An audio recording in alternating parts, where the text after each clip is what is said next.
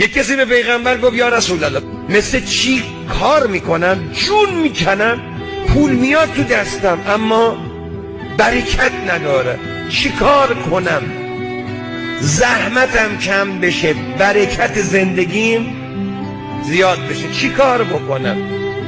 خیلی خسته میشم، پدرم در میاد اما همیشه هشتم گروه نوهمه.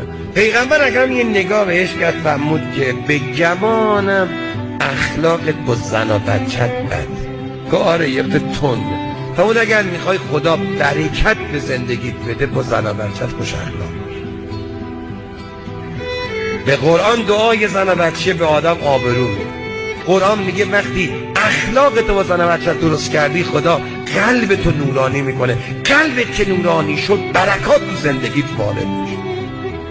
نگذارید قلبتون سیاه